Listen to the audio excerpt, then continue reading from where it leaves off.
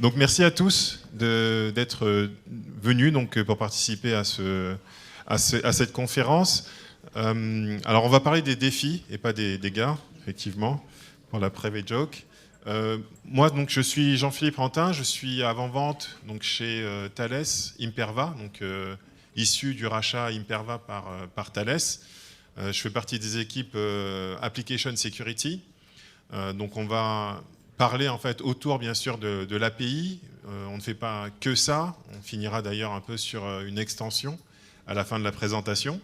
Mais l'idée en fait c'est pas tant de vous parler des API, puisque je pense que pour la plupart ici vous êtes des experts en fait en API, mais plutôt vous donner un retour sur ce qu'on a pu voir et ce qui se produit en ce moment en fait donc sur le rapport donc 2025 des différentes attaques qu'on a pu voir donc au niveau de nos plateformes côté API, pour que vous puissiez repartir aujourd'hui avec quelque chose en poche.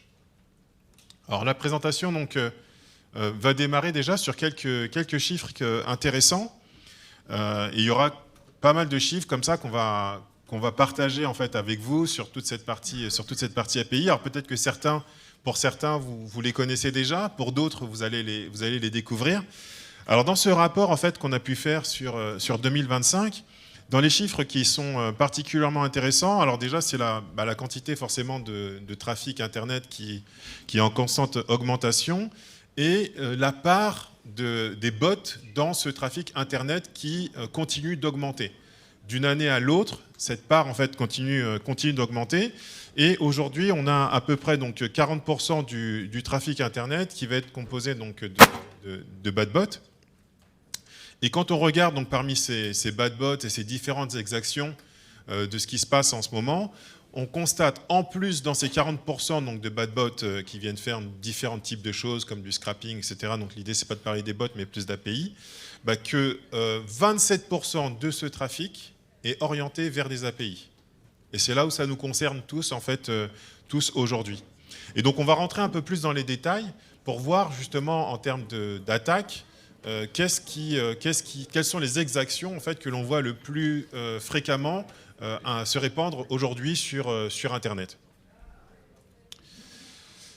Alors donc, on a déjà parlé de ces chiffres, on les décrit de nouveau. Donc le trafic Internet aujourd'hui, il est plus non humain que humain. Vous avez pu le voir d'ailleurs dans les différentes coupures de presse sur LinkedIn, il y en a partout. Tout le monde a posté en fait cette analyse et tout le monde est d'accord pour le dire. Et parmi ce trafic non humain, on a du trafic de bots, et parmi ce trafic de bots, on a bien sûr deux types de trafic, on a des good bots et des bad bots. Donc ça aussi, c'est assez important. Ce n'est pas moi. Je n'ai pas mon téléphone non plus sur moi. Donc parmi ce trafic assez important, c'est la deuxième année consécutive quand même qu'on voit en fait le trafic non humain dépasser le trafic humain aujourd'hui sur Internet. Donc ça inquiète aussi pas mal, on va dire, les philanthropes, hein, parce qu'on se demande quel sera l'Internet de demain.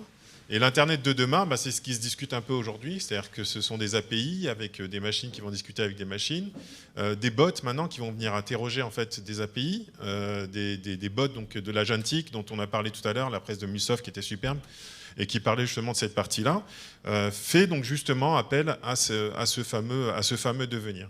Et donc dans ce devenir, il va falloir qu'on se préoccupe justement de ce fameux trafic de bad bots quand même qui, au fil des ans, est en augmentation.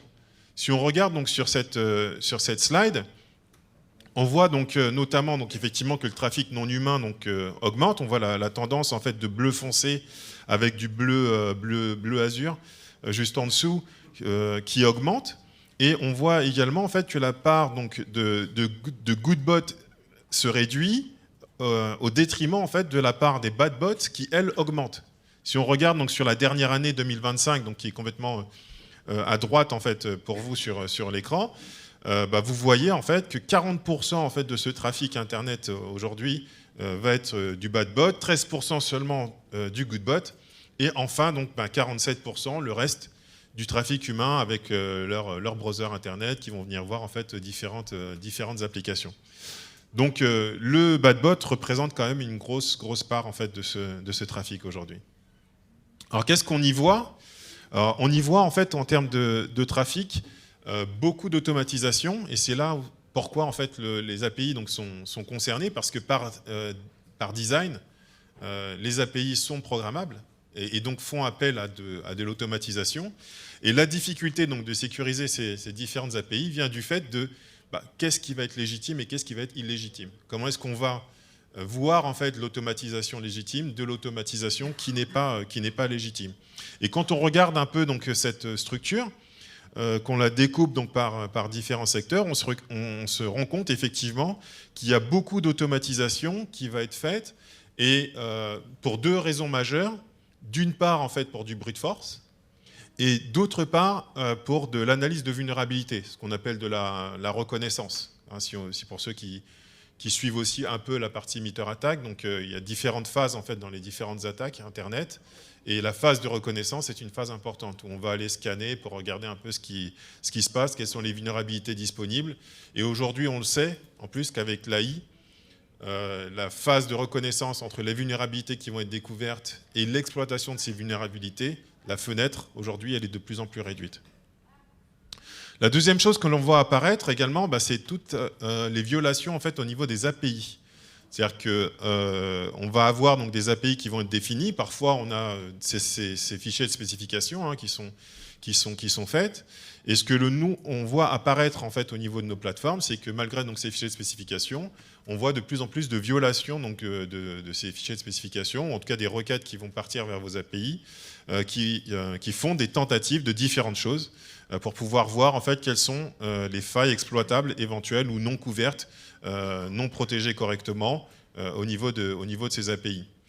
Et enfin, une problématique aussi importante que l'on peut observer au niveau de nos plateformes, c'est ce qu'on appelle le business logic. Donc là, c'est beaucoup plus compliqué encore, le business logic, donc on va revenir dessus tout à l'heure. Mais dans les attaques que l'on peut voir apparaître au niveau de nos plateformes, on a jusqu'à 21% de ces attaques qui font ou qui sont sous la forme de business logic attack. Donc on va revenir tout à l'heure pour voir en fait de quoi il s'agit exactement. Alors, on n'est pas les seuls à le dire. On a un autre rapport en fait intéressant, c'est l'OWASP, qui concerne généralement tout ce qui est Internet. Et quand on regarde donc, le rapport de l'OWASP et les différentes menaces qui sont référencées par l'OWASP, on n'est pas surpris du coup de voir une augmentation au niveau des menaces automatisées. Et donc quand on va parler d'automatisation, on va forcément parler d'API derrière et de la sécurisation de ces API. Aujourd'hui, donc 21% des attaques globalement enregistrées par l'OWASP sont des attaques qui ont été automatisées. Ils ont d'ailleurs sorti un rapport maintenant qui s'appelle donc le rapport de l'automatisation, enfin c'est mal traduit, mais bon, des menaces automatisées. Et c'est un top 21. Et donc si on regarde en fait ce top 21, on voit les différents types d'automatisation possibles et les attaques qui utilisent en fait ces automatisations. Et donc l'augmentation de ces attaques d'automatisation est parlant également, parce que ça veut dire qu'il y a forcément donc, quelque chose à faire de notre côté pour pouvoir protéger ou se protéger de ces automatisations.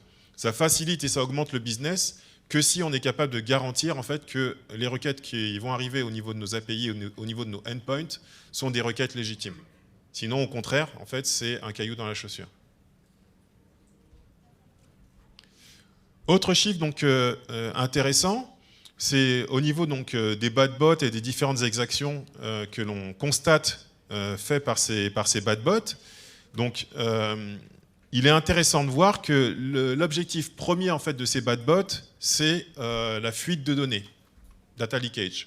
C'est la grosse barre bleue en fait, que vous voyez en haut du graphique. Et donc, ce n'est pas surprenant, d'ailleurs, ce n'est pas du tout étonnant. On le voit hein, dans les différentes attaques qui ont pu avoir lieu. Beaucoup d'attaques sont du Bola. Les dernières attaques dont on a pu entendre parler, en fait, par exemple, sur la partie NTS, c'était de l'IDOR. Donc IDOR, en fait, c'est l'ancien modèle, c'est du Bola attaque. On en parlera également tout à l'heure. Mais l'idée, en fait, étant de pouvoir en fait, faire de l'énumération et donc requêter une API jusqu'à obtenir l'ensemble des user ID ou l'ensemble des utilisateurs ou l'ensemble des informations en fait, que cette API ou ce endpoint est capable de me servir. Et ça, grâce à l'automatisation, c'est beaucoup plus facile à faire aujourd'hui. Donc aujourd'hui, Si les API ne sont pas protégées correctement, on se rend bien compte, c'est le constat, hein, on s'expose en fait et on expose en fait sa logique métier. Parce que par défaut, c'est programmable. Et donc par défaut, on peut se faire charger en fait par de l'automatisation. Et ce qui aurait mis plusieurs jours peut-être avant pour une exploitation, aujourd'hui, ça peut être fait en quelques minutes et on peut avoir des millions de données en fait qui vont sortir de l'entreprise. Parmi donc ces différentes exploitations et méthodes d'exploitation, on a vu en fait, et vous allez voir, donc il y a beaucoup justement de fournisseurs aujourd'hui d'API Gateway qui sont présents sur le salon, et c'est souvent la première brique qu'on met en place d'ailleurs pour avoir cette partie authentification.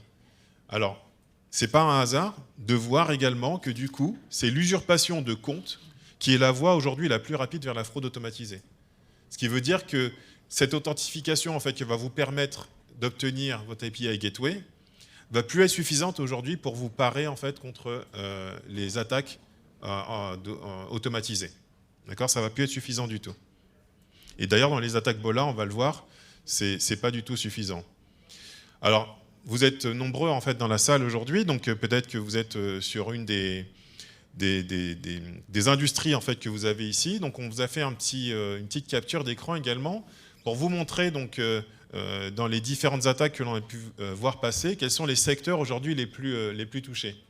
Et sans surprise, les secteurs les plus touchés aujourd'hui sont le commerce de détail, dans un premier temps, et ensuite tout ce qui va être lié en fait, à tout ce qui est voyage. Donc ça peut être l'aviation, ça peut être l'hospitalité, donc tout ce qui est hôtel, hébergement, etc. Mais ce qu'on constate quand même, c'est qu'assez rapidement, en fait, on va toucher vraiment quasiment tous les secteurs d'activité. Donc on a effectivement 2 gros blocs au-dessus, mais quand même le reste touché. Donc aujourd'hui, on ne peut plus en fait se rester dans sa tour forte et se dire non mais moi mon business ne les intéresse pas. C'est faux. Aujourd'hui, on se constate effectivement que les différentes menaces et les différentes attaquent tout type de secteur, tout type d'activité. On va être tous concernés en fait par la mise en place de protection autour des API.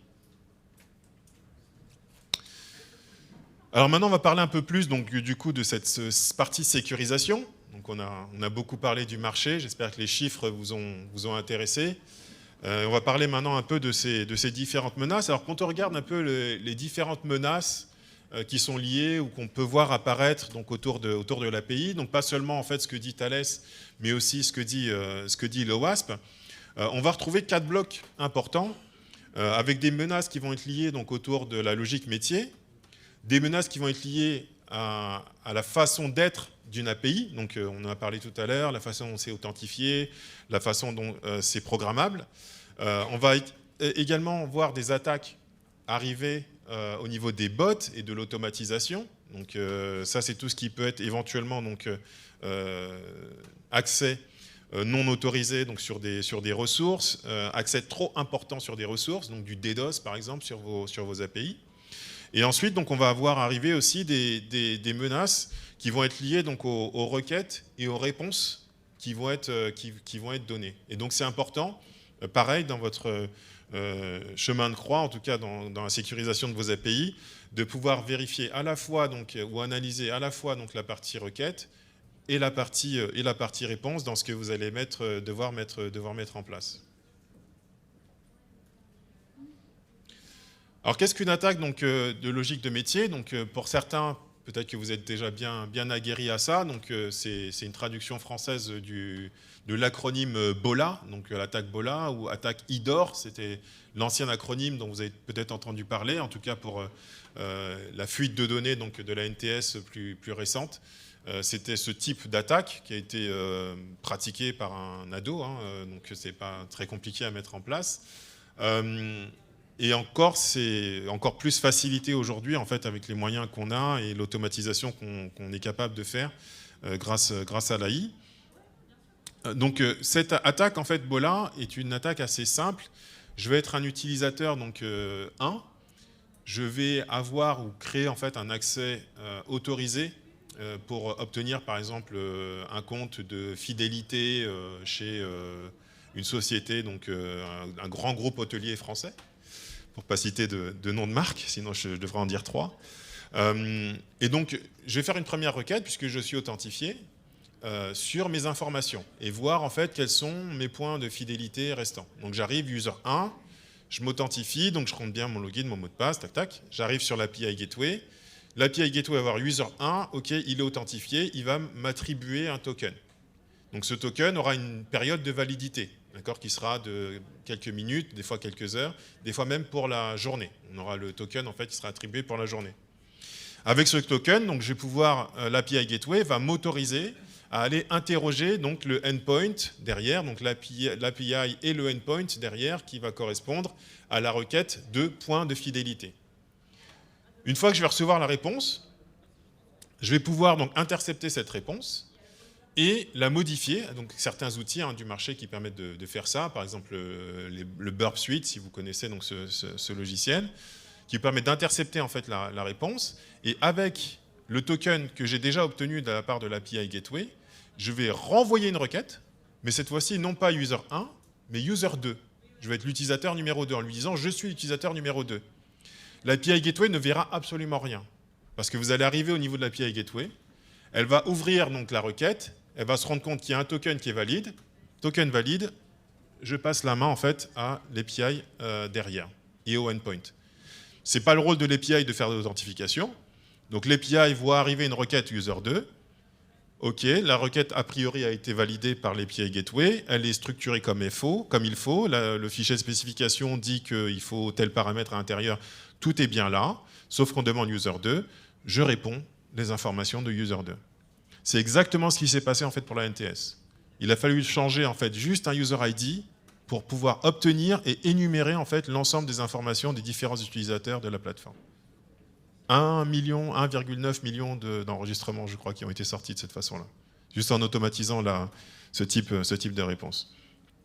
Donc c'est, on va dire, je dirais pas que c'est basique à mettre en place, mais en comprenant en fait la requête et en comprenant les réponses, on est capable aujourd'hui de mettre ça en place assez simplement avec des outils qui sont disponibles sur Internet, et donc ça expose finalement en fait sa logique métier, d'accord, parce que il n'y a pas de violation, il n'y a pas d'injection de code malicieux, on travaille en fait vraiment avec l'API et ce que l'API est capable de faire. Et donc forcément, on va avoir un retour en fait de l'API sur la requête qui a été donnée. Parce que la requête elle-même n'est pas malicieuse.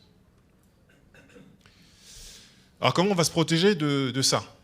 Donc comment on peut se protéger du BOLA? Donc la première action importante, ça va être d'avoir une bonne visibilité sur sa logique métier.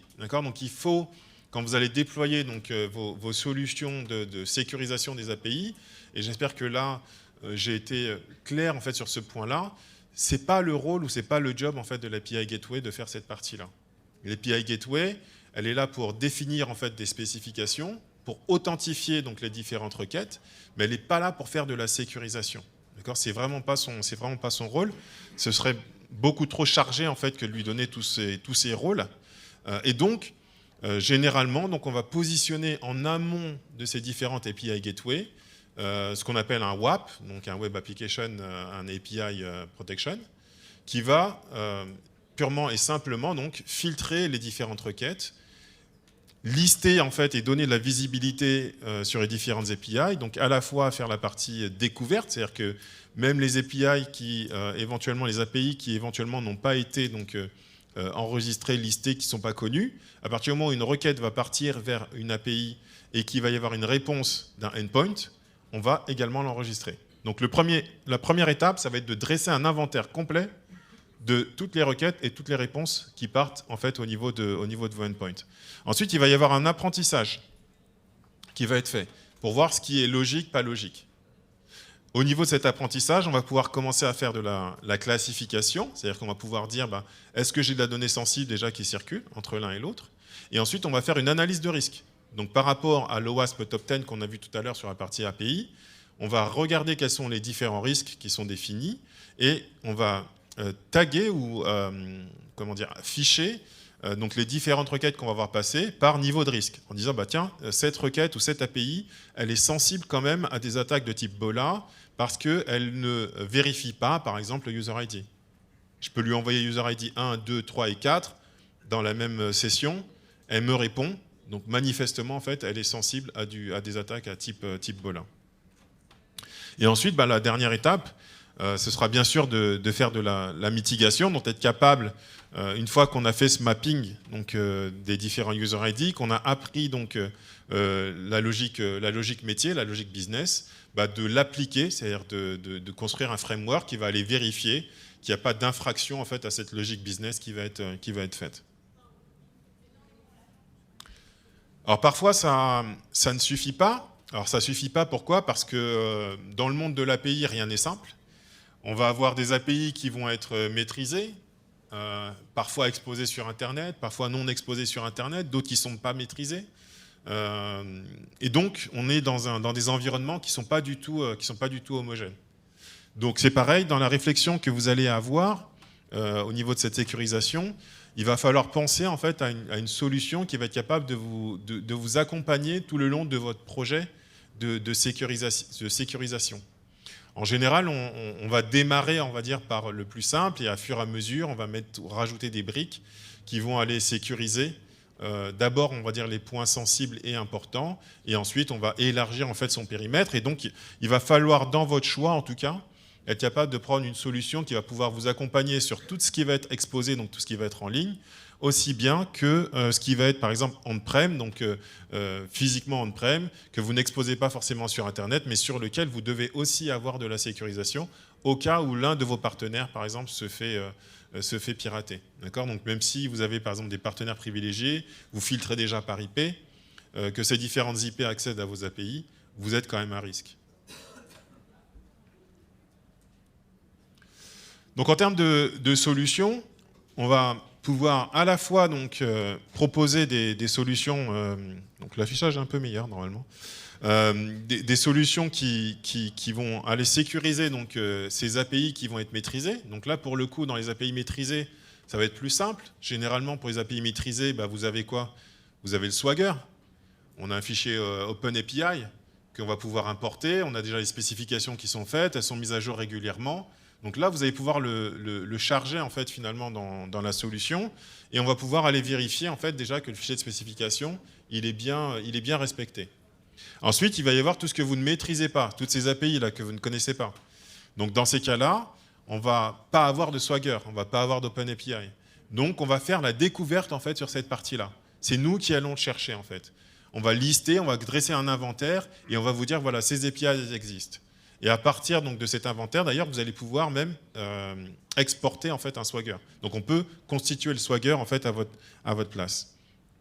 Et ensuite, toute la flexibilité va nous permettre de le faire non seulement donc, pour ces applications qui vont être, ou ces API qui vont être exposées sur Internet, que pour des API en fait, qui ne le sont pas, qui sont vraiment on-prem, avec la possibilité de déployer donc, des connecteurs directement on-prem dans les différentes infrastructures, supportant également le DevOps. On sait qu'il y a de plus en plus d'applications aujourd'hui qui sont cloud natives.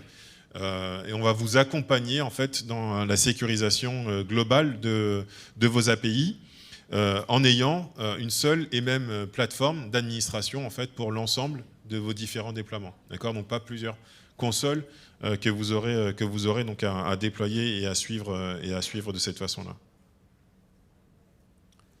Donc si on résume un peu les différentes mesures, le premier élément, c'est la découverte, on est d'accord ? Donc si on ne sait pas, on ne sait pas quoi protéger. Hein. Si on ne sait pas qu'est-ce qui est exposé, on ne sait pas quoi protéger. Donc le premier élément, ça va être bien sûr de faire de la découverte. Et l'élément suivant, immédiat, ça va être d'évaluer les risques. Donc sur ce que j'ai découvert, quelles sont en fait, quelle est la stature de mon API sur ce que j'ai découvert? Est-ce qu'elle est correctement protégée? Est-ce qu'elle existe? Est-ce qu'il y a déjà un Swagger en fait, qui protège cette API ou pas? Est-ce qu'elle est connue? Est-ce qu'elle est, j'ai le nom en anglais, mais en français j'ai du mal, mais deprecated? C'est-à-dire est-ce que c'est une API dépréciée? J'ai entendu quelque part. Merci. Donc est-ce qu'elle a été dépréciée? Est-ce que c'était voilà, une API qu'on avait exposée en 2001 et le développeur il est parti et c'est toujours exposé sur Internet? On n'était même plus au courant, mais de temps en temps il y a des requêtes qui partent dessus. Donc ça c'est très important en fait de pouvoir lister et évaluer en fait le risque de ces différentes politiques. Et ensuite, une fois qu'on a fait donc cette évaluation, qu'on va avoir son mapping, sa carte avec les différents risques qui vont être exposés, on va pouvoir en fait faire de la mitigation. Souvent aujourd'hui, donc ce qui manquait pas mal donc aux différentes solutions du marché, c'était cette partie mitigation, c'est-à-dire qu'il fallait aller se coller donc à un pare-feu ou à un WAF pour pouvoir le faire. Dans la solution donc Thales, vous avez déjà tout intégré, c'est-à-dire qu'on va pouvoir faire à la fois la partie discovery, la partie évaluation et aussi la partie mitigation, puisqu'on a le WAF en fait, c'est ce qu'on faisait de base en fait côté Imperva depuis des années, et donc on va être capable en fait de gérer toute cette partie-là.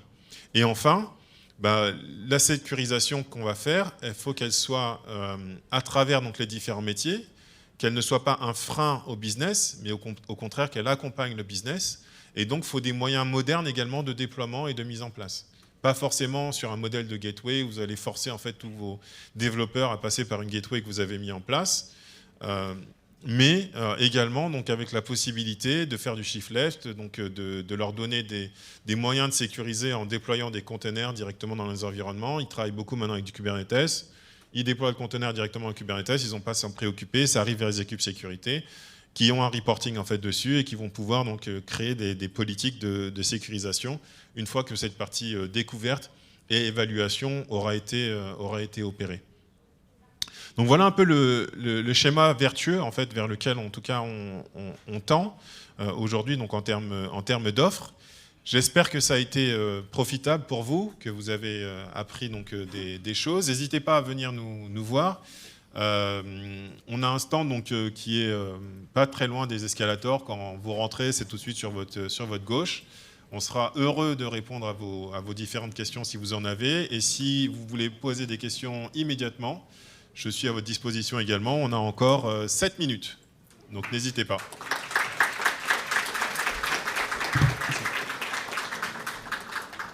Oui. Est-ce que pour éviter l'Ebola, tu conseilles de jamais utiliser d'ID séquentiel, mais toujours des UUID? C'est une très bonne question. C'est une très bonne question. Effectivement, la programmation par elle-même va permettre déjà de réduire ce risque, effectivement.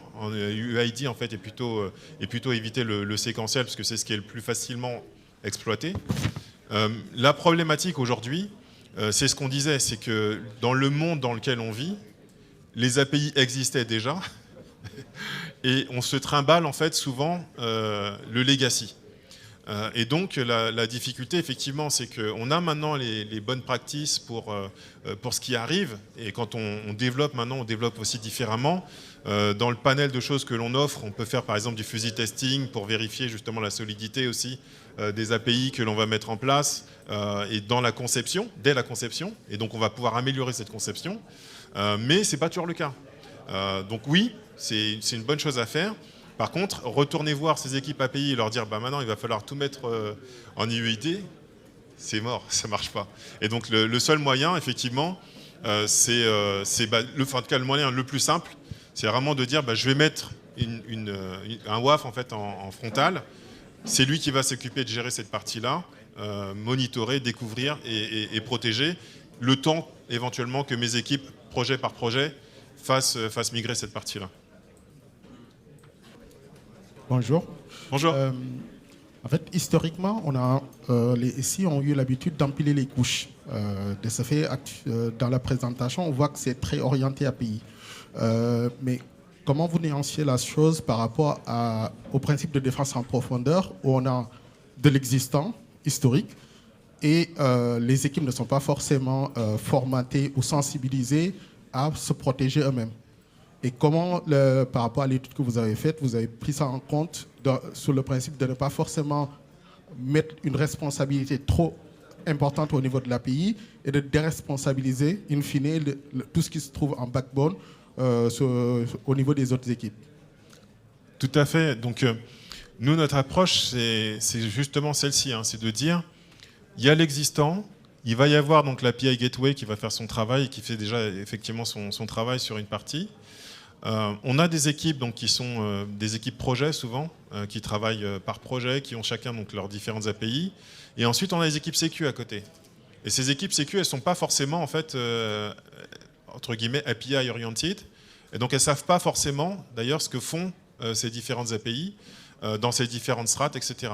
Donc, l'idée, en fait, dans la plateforme que l'on met en place, c'est de protéger donc, à différents niveaux. Donc, déjà, nativement, on va protéger d'un certain nombre d'attaques. C'est-à-dire que même pour des personnes qui sont complètement néophytes, qui ne sont pas forcément au courant de la sécurité, on va pouvoir leur donner la main. C'est-à-dire qu'au niveau de la plateforme, elle va être suffisamment granulaire pour pouvoir adresser, par exemple, ce type de besoin. On va pouvoir avoir un security officer qui, lui, a une vision en fait, sur l'ensemble de la plateforme, mais qui va pouvoir déléguer, par exemple, créer ce qu'on appelle le sub-account, donc il va pouvoir déléguer et créer donc, un administrateur spécifique qui va être créé peut-être par projet. C'est-à-dire qu'on va pouvoir mettre également ou impliquer les équipes en fait, sur ces différents projets, ces différentes API, qui lui sait ce que fait en fait ces différentes API, ce dont il a besoin et ce dont il a besoin d'ouvrir, directement en charge en fait, de sa partie à lui.